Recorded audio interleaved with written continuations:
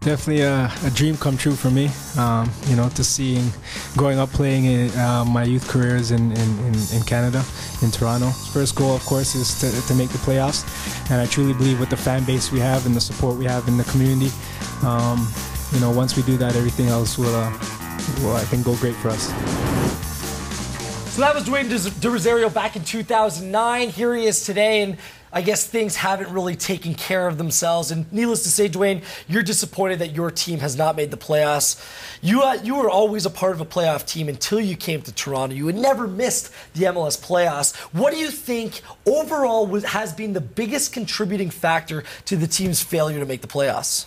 Well, for me personally, I think it's a makeup of a lot of things. You know, obviously you need the team chemistry, you need the right players in place. Most importantly, I think you need a style of play, you know, which I think we really lacked. I think we've had a lot of great players come through the team, and we've lost a lot of great players that potentially could have made a great team. But I think that right now it's just direction. And hopefully with the signing of a gentleman like Jurgen Klinsmann, we'll implement that, you know, some direction, some identity, what defines, you know, TFC style of play. And I think if you look across the board of all the great teams, even look at Dallas and Colorado, they play a specific style. And that's one thing I think that has really lacked in our team. And, you know, we're starting to get it right. I think Dasovic is starting to really implement that. He's come as a coach, being the assistant coach. He understands the guys. He's very passionate about this country and the success of this TFC. Whether it's him or someone else, I think Klinsmann is really implementing that, and I think it's definitely a step in the right direction. Klinsmann, you know, he's been here for a very short time being a consultant thus far, Dwayne. Have you had a chance to speak to Jurgen as of yet? Yeah, actually, he called me, which I felt very honored, you know, to get called from a guy I really admired growing up as a striker. And it was nice. It was very refreshing to have someone from the organization call me at that level to ask me my feedback in terms of the team and where we're at this point. And it was very a positive conversation, and you know, to get that feedback from a guy like at his stature, it shows me that he's not just a face coming in here. He's a guy that really wants to do well for the city. He's a guy that wants to achieve success, help Toronto FC achieve success, as so we do as players, as we do as fans. And you know, like I said, it's definitely a step in the right direction. Was he asking how things have gone from your perspective? Is that how the conversation kind of went, or did he share light on what he plans to do with this team? No, to be honest, he was just open-eared. He listened to everything I had to say about the team, where it's at, the development, what my thoughts were.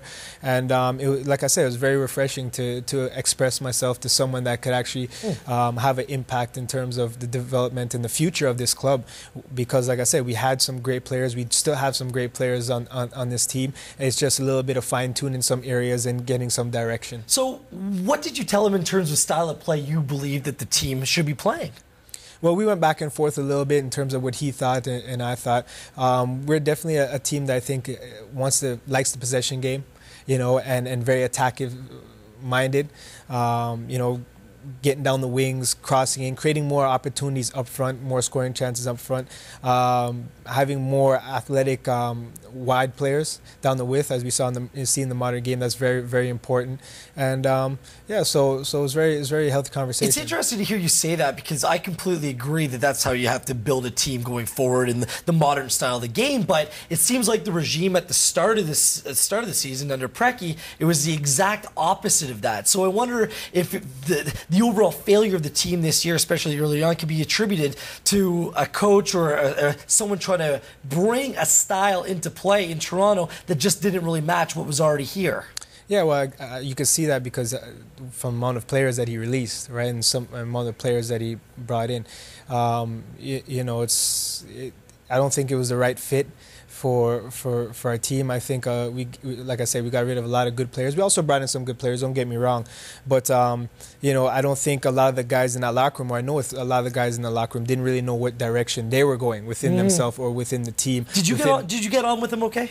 To a certain degree, yes. A lot of times we did butt heads. Of course, I'm vocal, so if I see something or I state my opinion, and he didn't really like confrontation. He didn't deal with confrontation too well, and moving forward, with a guy like Nick in place, and right now, hopefully he sticks around the team, and guys like Danny, even Leo, and these guys really want to do well for this club and this organization, and the players really get along well with them, and that's very important. You need a dialogue with the players to have a successful team. Absolutely. We got to take a break, Dwayne. We got more with Dwayne De Rosario coming up right here inside the Casino Rama Grill Room.